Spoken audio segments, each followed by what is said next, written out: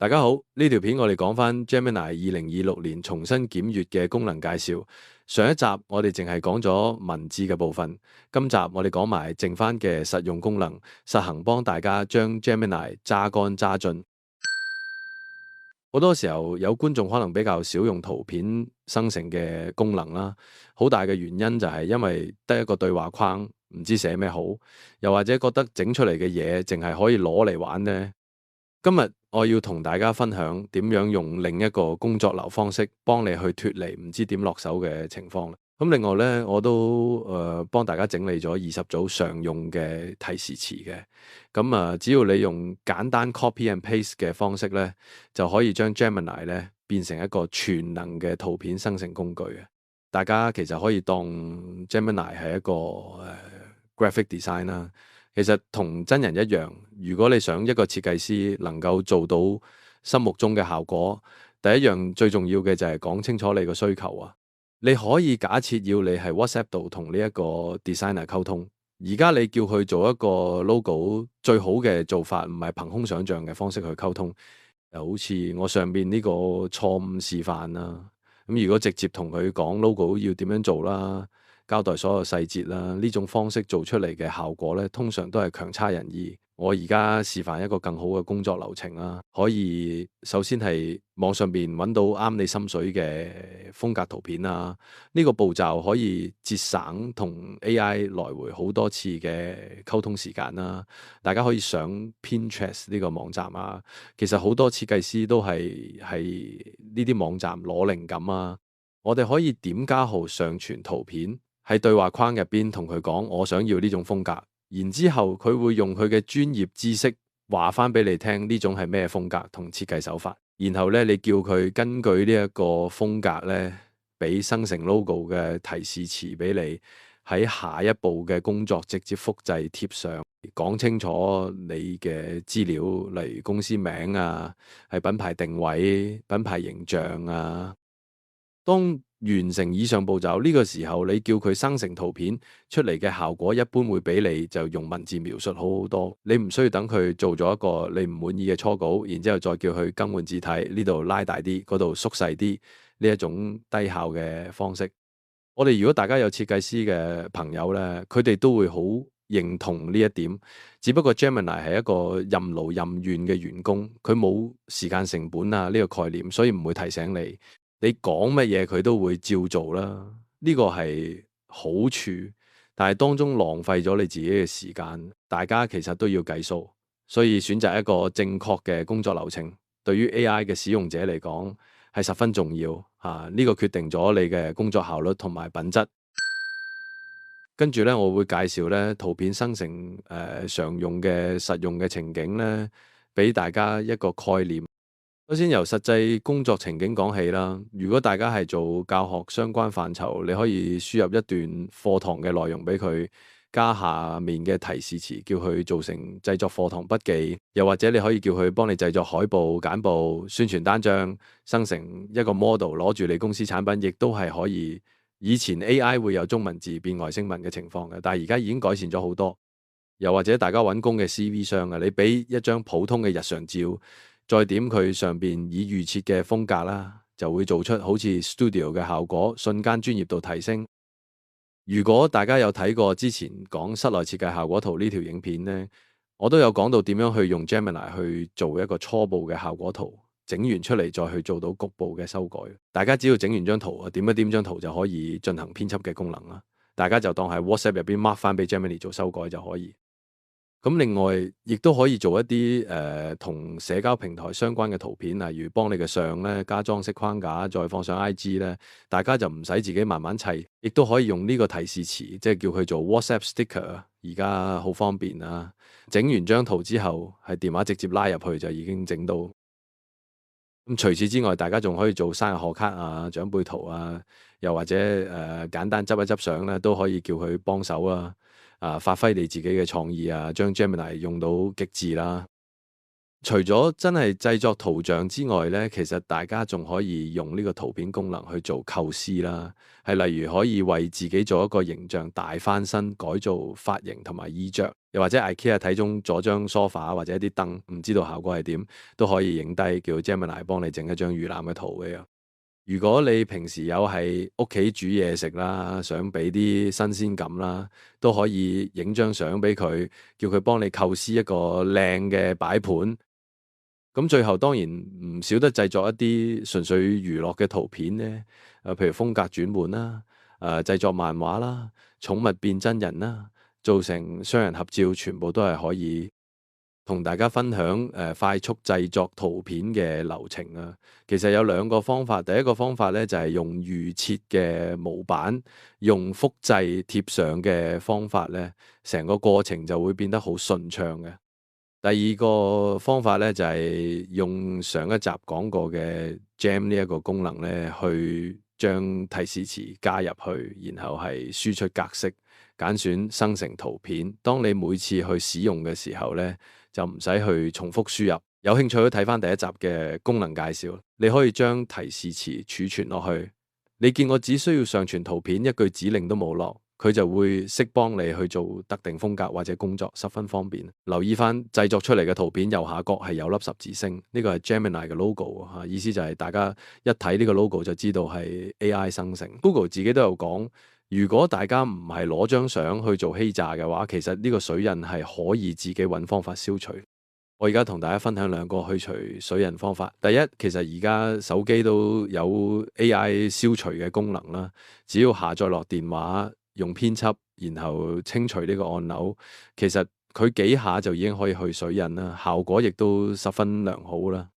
第二個方法就係用網上面嘅免費去水印網站，只要上傳上去，用同樣嘅方法就好快清除水印。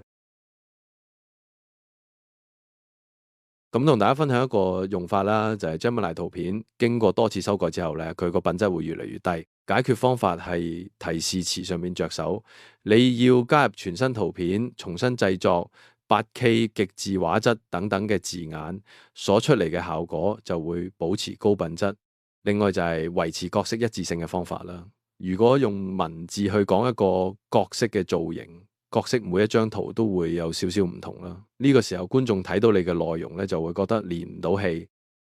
為咗解決呢個問題咧，我哋可以首先叫 Gemini 咧用呢一個提示做一張角色設定圖啦。之後咧，我哋就可以叫佢根據呢張圖去做下一步嘅工作。我哋亦都可以加入多張角色設定圖去組合成一個場景。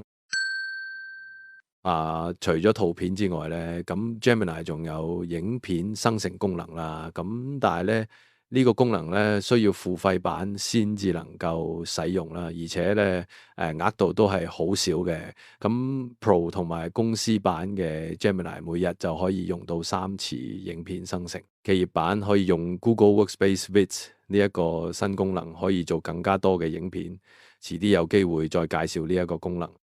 影片製作同圖片一樣嘅，既然每日得3次，我哋就應該要揾方法確保佢嘅輸出質素。咁所以通常製作影片之前咧，都會先製作一張圖片咧，俾佢去到參考。咁另外講一講啦，Gemini 除咗可以整影片之外咧，咁同時間佢亦都可以閱讀你所上傳嘅音頻同埋影片。咁意思就係你有一段錄音，又或者一段影片，你都可以俾 Gemini 去做分析，要佢幫你將個會議嘅錄音轉為會議記錄。除咗總結咧，仲可以叫佢標記翻語音入邊時間同埋會議之後每個人要去做嘅跟進工作啦，或者去分析你嘅健身姿勢、射籃姿勢等等。呢個就係Gemini 模型作為一個多模態 LLM 嘅獨特之處嘅。咁意思就係佢同時間可以讀到唔同類型，包括文字、圖像、影片、語音等唔同格式嘅檔案。Mini Live 淨係手機版先至可以使用，佢有3種使用方法啦。第一種就係單純同佢語音，第二種就係開埋鏡頭，佢可以實時睇到你眼前嘅事物啦。第三種就係熒幕錄影，即係代表佢哋可以做到啲咩呢？第一種語音就係你唔需要打字，你可以係揸車或者煮飯嘅時候繼續同佢傾偈，解放雙手。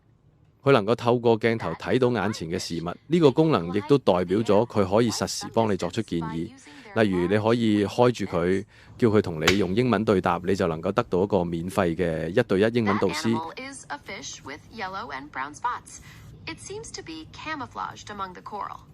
又或者如果你屋企維修或者要駁屋企個 WiFi 啊，甚至係揀西瓜，你都可以叫佢即時幫你做出指導啊。第三種就係螢幕錄影，呢個亦都係你喺網上面要做一啲設定啦，例如上傳網站、Facebook 嘅頻道設定等啦。唔知點搞嘅時候都可以俾佢實時提供支援啦。呢個亦都係代表大家有一個免費嘅 IT 指導啦。打開呢一個功能，就代表你同時打開咗 Gemini 嘅眼同耳，係一個強大嘅功能，大家千祈唔好嘥。順帶一提咧，如果大家做嘢會有用到 Google Form 咧，需要用到表單去收集客人嘅資料，而家 Gemini 其實都已經整合咗落去。以前大家要去做呢個表，要填一大堆問題，分分鐘都搞大家半日。而家你只需要首先去講低你想收集啲咩資料，個表格有啲咩目的，叫 Gemini 幫你去諗一個提示，然之後將呢段提示咧，直接複製入去 Google Form 呢個對話框入邊。神奇嘅事就發生呢，原本你要做幾個鐘嘅表，佢會瞬間整到俾你，大家只需要做一個修改就可以。如果唔滿意，改一改你嘅提示詞，重新製作都只不過係幾秒鐘嘅事。下一個功能係音樂製作，Google 係冇聲稱呢個音樂嘅所有權，所以大家係可以自由使用。如果係想做一段簡單嘅影片配樂，又或者係自己用嚟做創作靈感，完全係冇問題。不過如果係整廣東話嘅音樂呢，仍然都係脫離唔到譚仔話呢個詛咒呢，所以呢個功能實在係比較少用啦。你見佢其實已經幫你構思好封面。我呢度示範咗去做一段跑步音樂，可以設定跑步速度對應嘅節拍啦，同埋你日常生活遇到嘅情景去做一啲激勵嘅音樂。